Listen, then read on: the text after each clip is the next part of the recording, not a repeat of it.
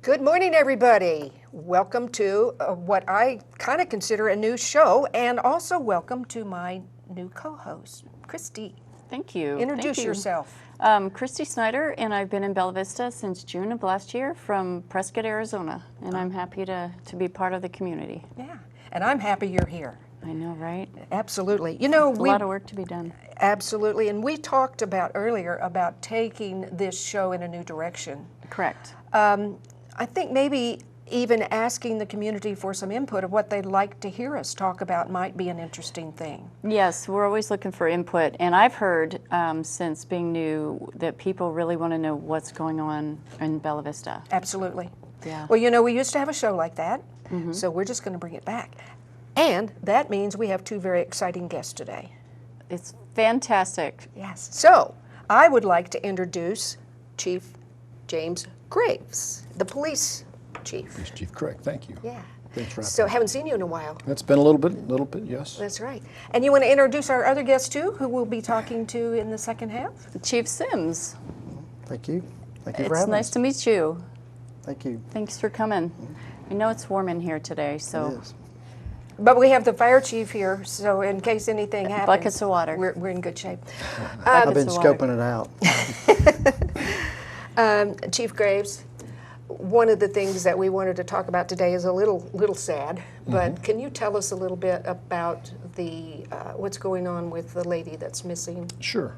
So last Thursday, the 12th, Miss Doyle had walked away from a care facility in the area of 279 and Roger Road. We responded out there. We've been searching since. It's been an extensive search. Our initial area searching was over a 400-acre parcel.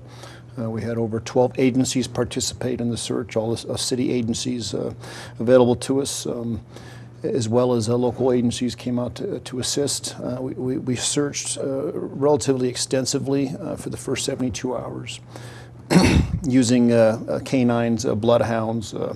We had drones up. We used four-wheelers, motorcycles, individuals on horseback, people on foot, just any resource you could imagine. We've searched the nearby lakes as well with boats and other resources we have. The search is ongoing. We've moved outside of that initial 400-acre parcel.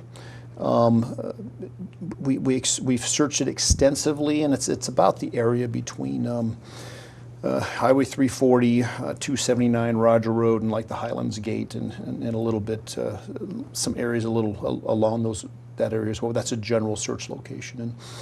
And at this point, though it's impossible to say for sure, we don't believe she's in that area any longer.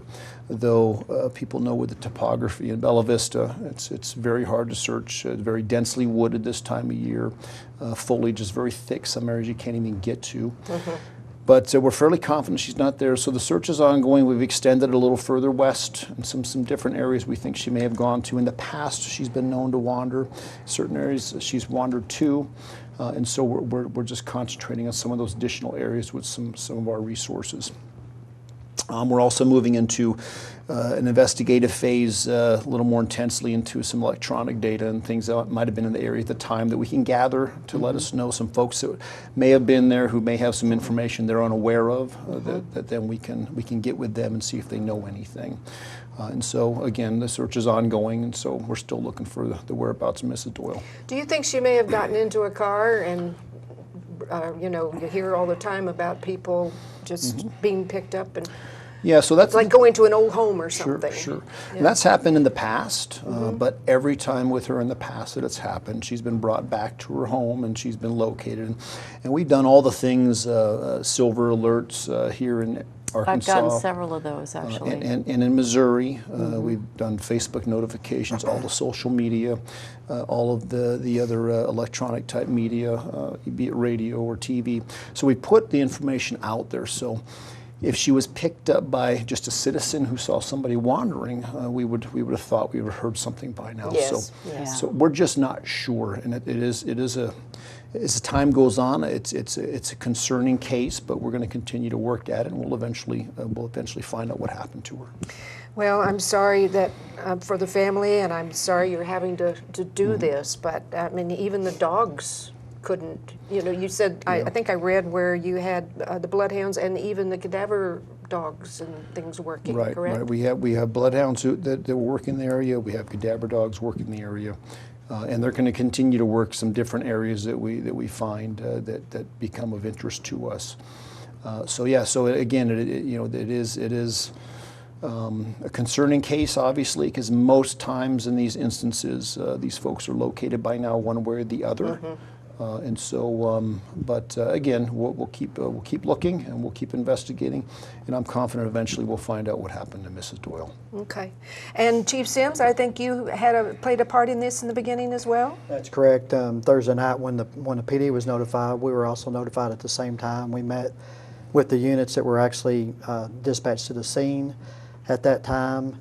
We worked with them through the night, all through the night when they broke things down, hours in the morning, 3 o'clock in the morning, to kind of regroup on the next day.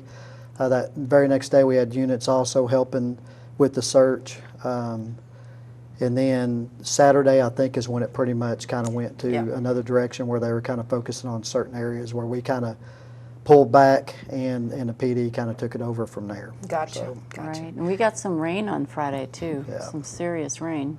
So that must have hampered efforts as well. It is. It always does when you have rain like that coming through. Yeah. So it helps in one way and it does it in another way. Right. So.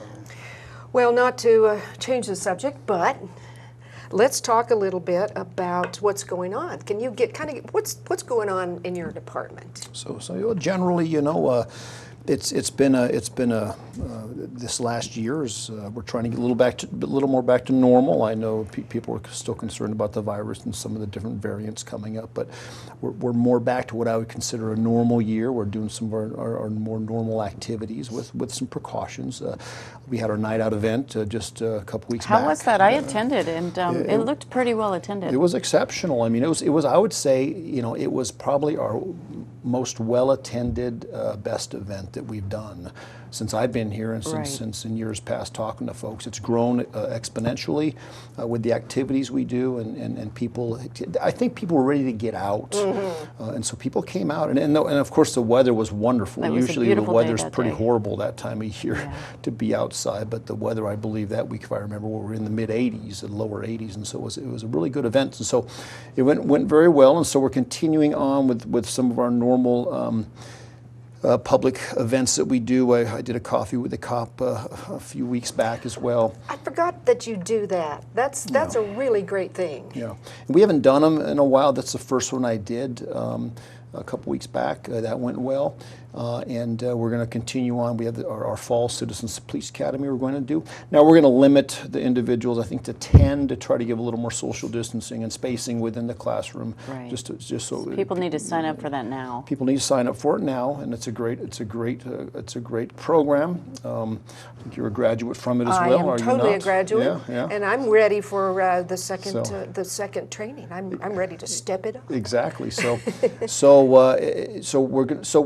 We're getting back to your initial question. We're just trying to get back to our normal community. Our policing has just always continued through the COVID and through the events because we have to police. But what we fell away from is some of our community interaction, which really we like to do with the community. Because for one thing, it helps with our policing and the relationships we build. So we're trying to get back to that. As far as the policing is concerned, things are pretty much normal in the sense of the way they've been. We haven't had any crime spikes. Things have been pretty consistent as far as violent crime, as far as drug crimes and things like that. During the first COVID year, I guess we'll call it, when people were home more, we had some more domestics than normal. We had some more drug crimes than normal. We had some more DWIs than normal. But for the most part, everything else has been pretty consistent.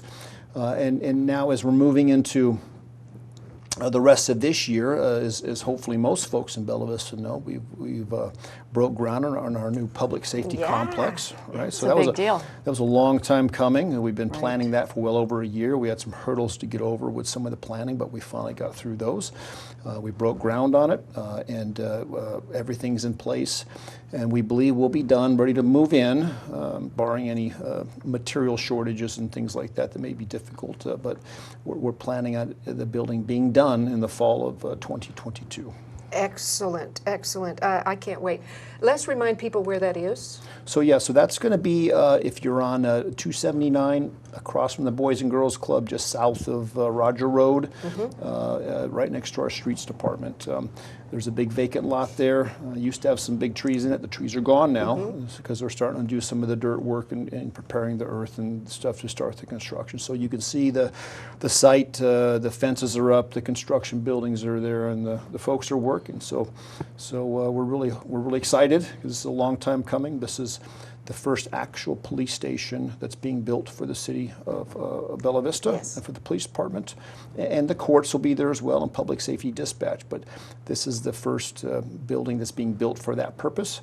And it's being built for 30 years into the future plus. And so it will probably be the only police department building built in the foreseeable future. So this is really going to make it much easier for to be in the same spot like that with the dispatch and the courthouse and everything. You know, what came up before when people were talking about the dispatch being there, the dispatch is really centrally located, so you don't have to have it in various parts of the city. It's dispatched from one place. Will you explain that a little bit more? Because people were like, well, if you move all the way over there, who's going to take care of the east side, you know?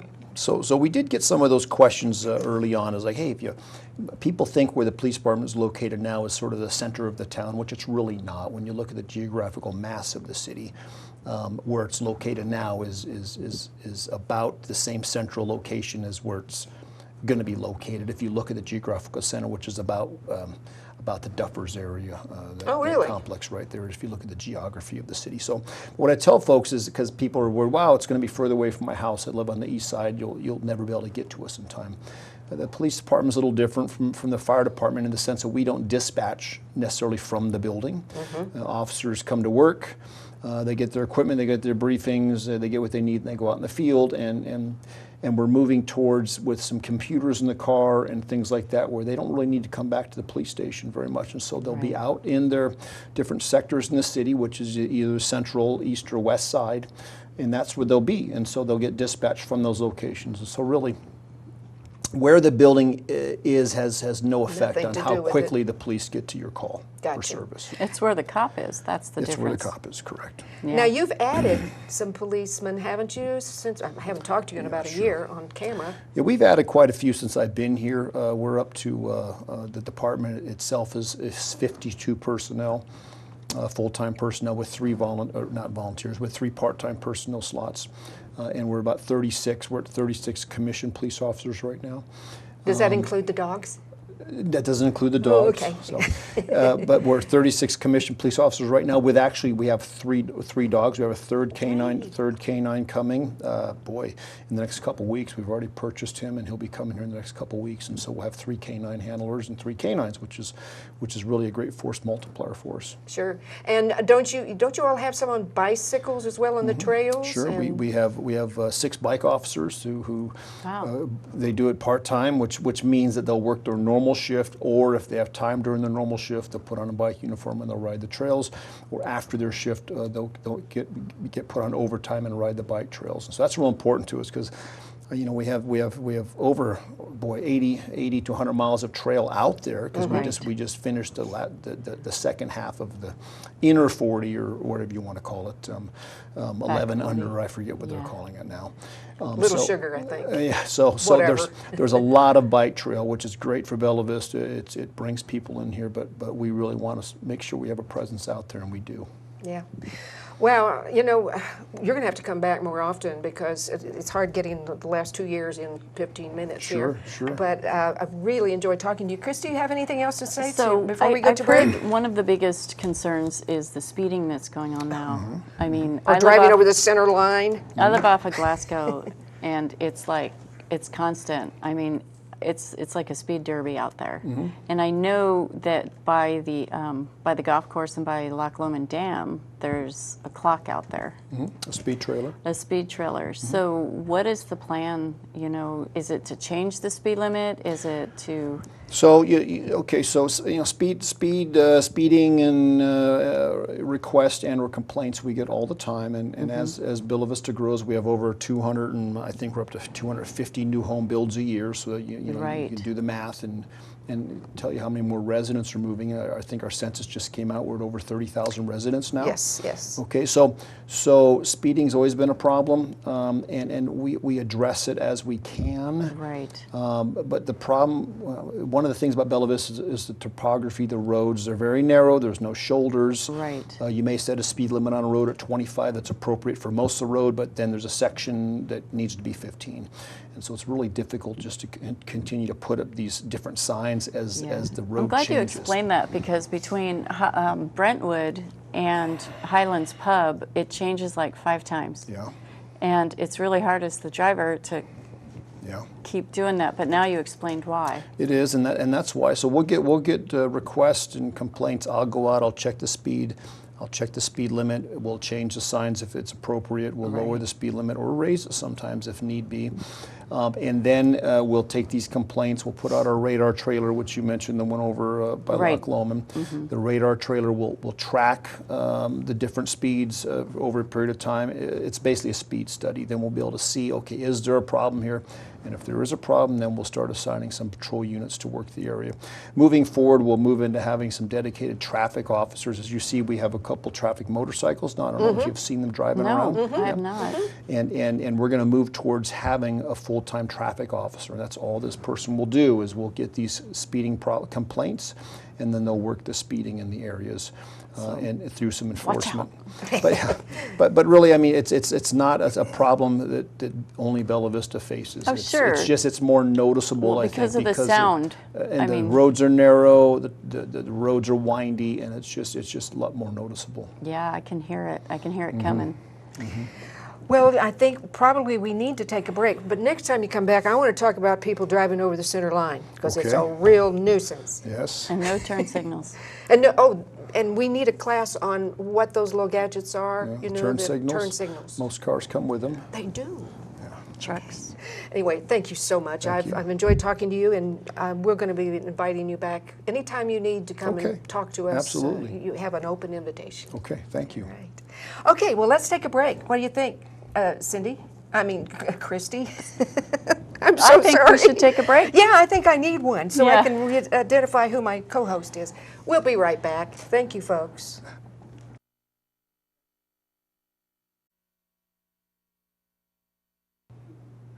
And we're back today with Chief Stephen Sims. Thanks for coming by. I understand you us. brought a video for us today. I did.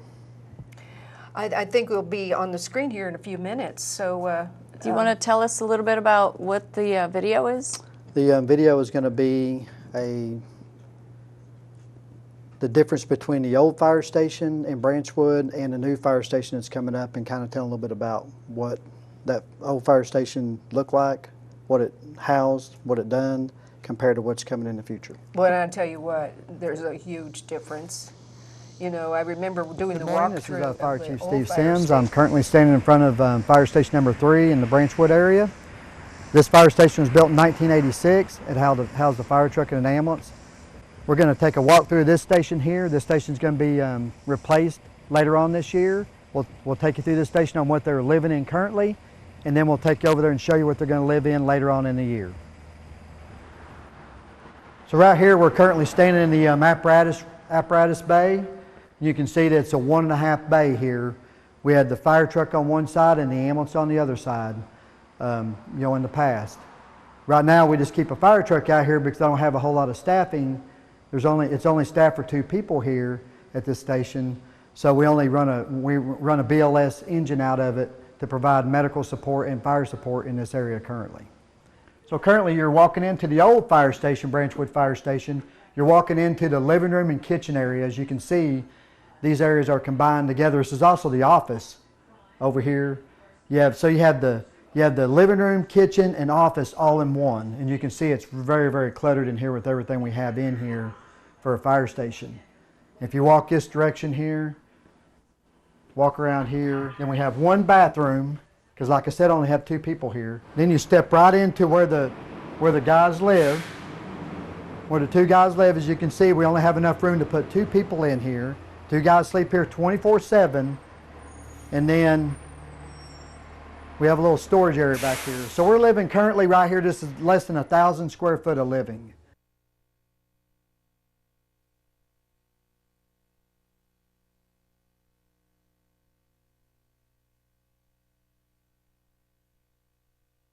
Okay. As you can see, now we're standing in front of the what's going to be the new Branchwood Fire Station sometime later on this year. We're standing in front of the 3 apparatus bays, full apparatus bays. As you can see that the station that we just come from had 1.5 bays. This has 3 apparatus bays, which is going to house an ambulance, a fire truck, and a brush truck at this time currently. So we're standing in the engine bay right now, going into the first set of doors here, going into the main portion, front portion of the new fire station.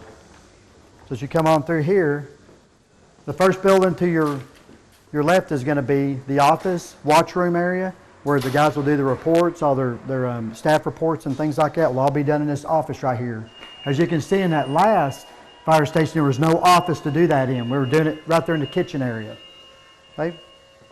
So you'll come on down. This is the front entrance into there. It's where people will come into the fire station and be greeted from, right here. And there's also a bathroom here, that a public bathroom that can be used if they need to. Right here is our exercise room. As you could see in the last fire station, that all their weight equipment was in the engine bay. Now we have a place that they can do their exercise in. This is where they'll do their physical activity in this room right here. It's a nice, decent sized room for them to be able to stay physically fit. This right here is going to be where the room where the on-duty shift commander or on-duty captain out here at this station, this right here is the officer's room where they can do their things. They can set up meetings with the guys here. They can do other things in here. This is where he'll be positioned at as well. He'll have an office in here, which we don't have that over there. Everything's kind of done in the kitchen area. As we're walking into the living room and kitchen, you got the kitchen over to my right, kitchen area, and you have the living room space. So they'll have a table here, kitchen, dining room, and table. This is what they'll set at right here to do their watch TV and relax and stuff when they can. With the kitchen being here, they can walk right out here to a little area where they can sit and relax out here. There'll be some ceiling fans, there'll be some lights out here. They can sit out here. There'll be a barbecue grill here and things like that where they can sit out and relax and in between calls and while they're eating or preparing to eat. As we exit from the outside on the side of the fire station into the hallway where the bedrooms are at, as you can see, it gives them availability to travel from the engine bay all the way outside, one path of travel. We have 6 bedrooms in this station that are on your left-hand side. Each bedroom is set up the same way. Each bedroom is basically identical on how they look. And these are our bathrooms, bathroom and showers. As you can see, the first station we just left from, the older station, only has 1 bathroom. This has 3 bathroom showers and bathrooms. We have 3 bathrooms in this particular fire station.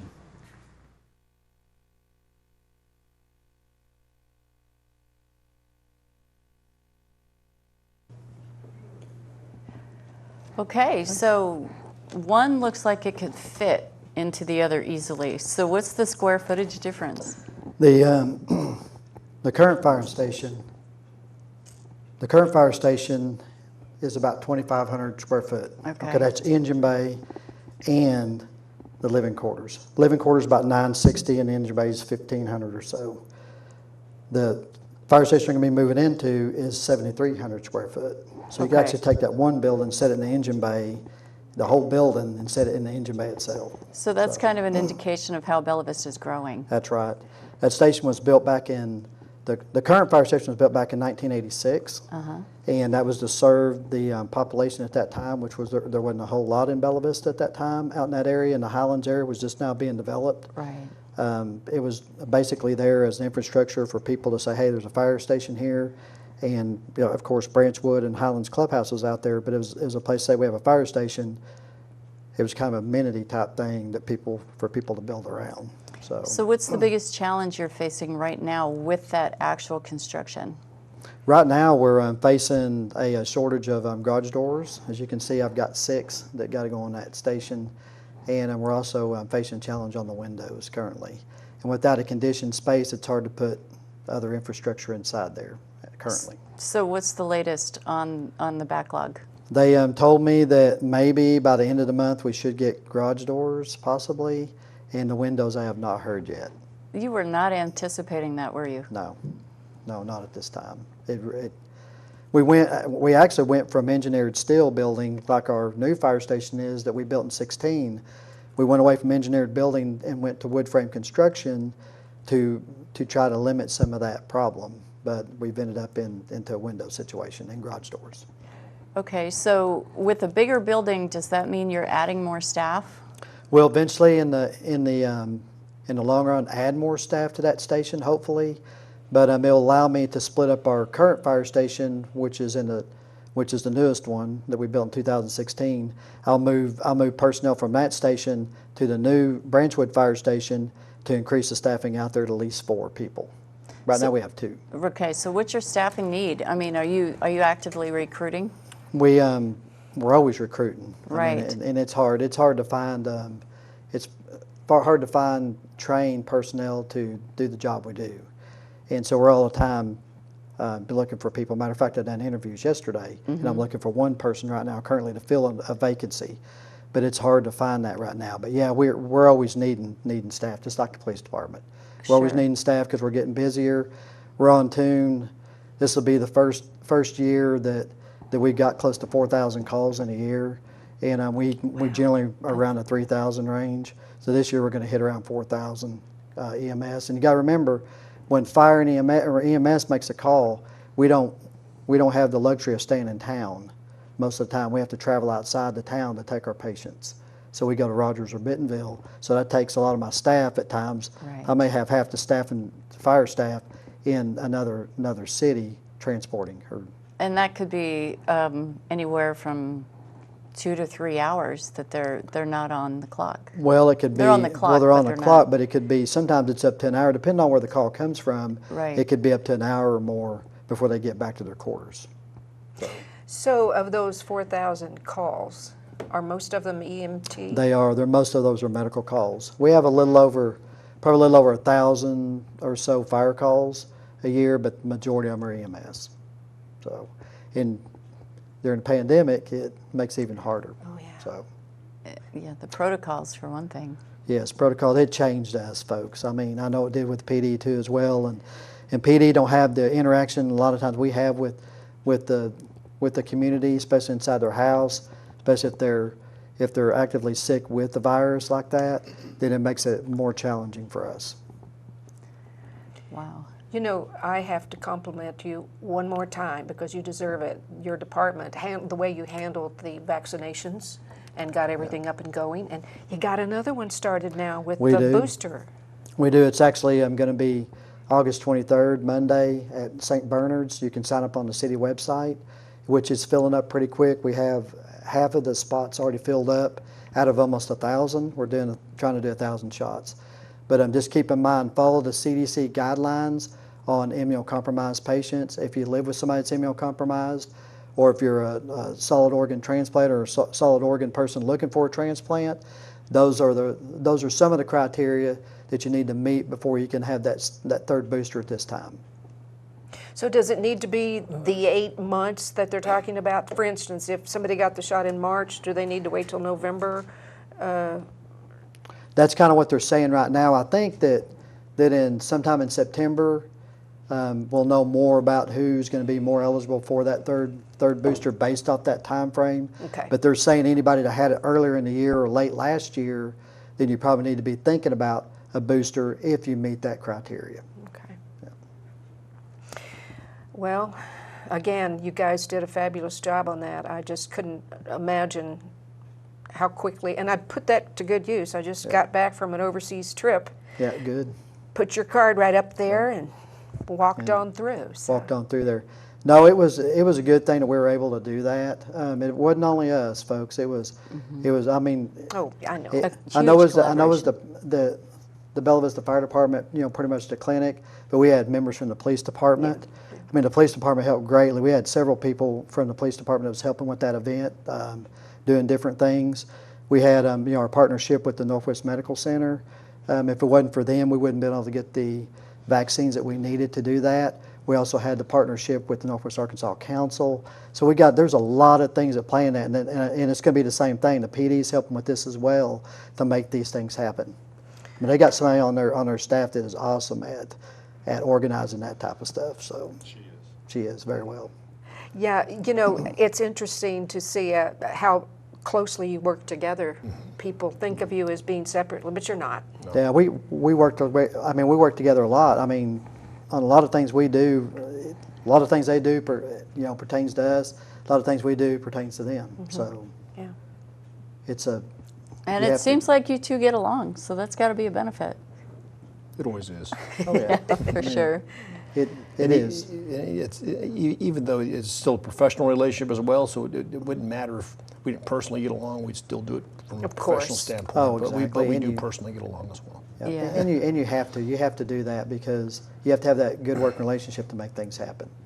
And if it wasn't for that support between both, especially on these shock clinics, I mean, it takes everybody within Exactly. the city.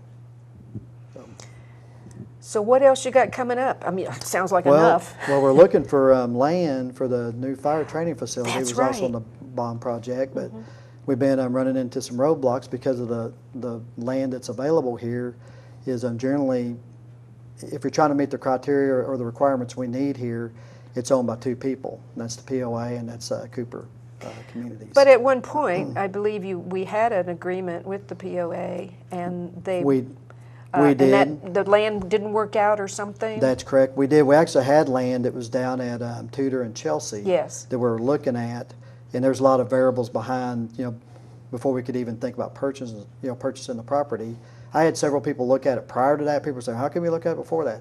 Well, we did look at it before that, but without hiring an engineer in to actually get down and look at the infrastructure that's needed for that, it's kind of hard to determine. Yeah, they say, "Oh yeah, it's worth looking at," but until you get somebody in there looking at it in those aspects, then you start finding things that come up and you think, "Oh no, this wasn't probably the best spot to do this."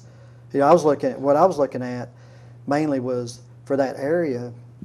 We were looking at putting a substation like a station number Yes. 5, or eventually make it a substation where we could run a fire and ambulance out of there to help protect the people even better. That's why I chose that land in the first place. But unfortunately, with some engineering studies after we hired an engineer on, when they got to looking at the hydrology in that area was just unbelievable how much water flows through there. And it would have took a major infrastructure.